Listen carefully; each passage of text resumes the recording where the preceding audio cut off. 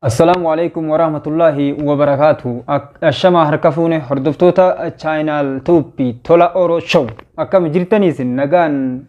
anilleen gaa nagaan kun asgaa alhamdulillahi rabbil alamin. Akkam gaa ummata keenya gaa nutilleen kun nagaa qabna alhamdulillah.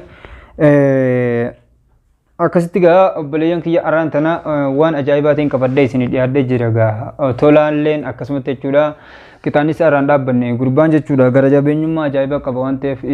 akkasitti arraan tana waan ajaa'ibaa takka qabadheetiin isin dhiyaadhee jira obboleeyyan kiyya wanni san maali yoo kaa'ettanillee taate wanni qabadhee isin dhiyaadhee jechuudha jaartii tola oroshawu isiitu jechuudha waywaachaa jira waan ta'eef maal jette yoo jechuu hayachuun keessanis waan hin oolleef isii wanni isiin jette mucalleen eega gartee sabiraa fuudhame gara guyyaa arraaji guyyaa 3 deema waan ta'eef jechuudha obboleeyyan kiyya isilleen cinqii ajaa'ibaa keessa jirti hidhanittaa jiran jechuudha isilleen takeessam akka maraatu jirti jechuudha sanuma ugaa isin jiruu gartee akkasumatti viidiyoo tana gartee akkana gadhiiftee viidiyoo takka martee narratti WhatsAppiin argite sanillee jechuudha arkuuf teessanii inshallah waan isin jettus gartee sanuu silaa gadi hin dhiison لكن إمو واسني قرتي طلع أوروشو أكنا أركو جتتي ربي جينا قدي ستة كذا تجودا سنين قرسيسا فيديو سنلله وان سين جتو تجودا بليان كيا جارتين سايدو تقرتي تي وواتا جرتي قرومو لكن isille wani ramul dubbate jechuudha tola kana duraan jechuudha khadatte waan kana kamitti garte waan kana daleeda jechuudhaan wal dhabbileen guddaatee jira laakiin immoo isin ammaan tana wani isin irraa haasoftillee garuu organic video san laalu isinillee dhaggeeffachuuf teessanii waa'ee gartee namni gartee waanuma gartee facaase waanuma balle facaase murataa yaada jiru jechuudha qabattee dhuftee duraan illee gartee timeetiin dadhabee tola kana jechuudha narka akkasitti na darbee gaa nama dhiiraati harka na darbee kee hotee gurbarratti waan keessan dalage arraan tana gaa gartee inni kunilleen kun qixaaxa ajaa'ibaa keessa jira anilleen kun duraan illee gartee wanni gartee dalagee qabullee akkaawuntii irra wanni jiraatillee gartee ni fitee ganda khabira fitee sanii jecha wal dhabbii goone jechuudha anilleen biraayin gartee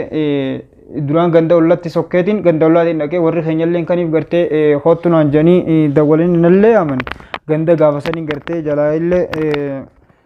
didee jechuudha hin galle ganda keenyatti ganda olla sokkotee achiin eegana galchanii ammallee manuma isii jirti gaa'ii manuma isiitii gartee akkasii waywaachaa jirti iyyuu jirti jechuudha ni taa'u jirti jechuudha isin akkasii gaabaleeyyan kiyyaa yaanni dubbiin dheertuudha waan ta'eef tolallee immoo kitaanni isaa irraan dhaabbanne akkuma duraanitti itti jabaatee jira jechuu barbaadeeti asumaan hordoftoonni tola oroshow tola maali miti gangam video irra jijjiirutti jechuudha maqallee irraan jijjiire je ammallee irraan jijjiire gaa fuulduratti maqaan irratti jijjiirullee isiniif hima waan ta'eef obboleeyyan kiyya qaalee fi jaalatamoo sanumaafuu bakka jirtanii gaa du'aa'uma godhaa isinis gariin keessan gurbaa komantii jalatti gariin gadhiisii haja'u sin damamu wanni gadhiisuu gurbaan gallee beekadha akkasii kitaabni isaa ganaadhaaf jechuu barbaadeeti sanumaafuu obboleeyyan kiyya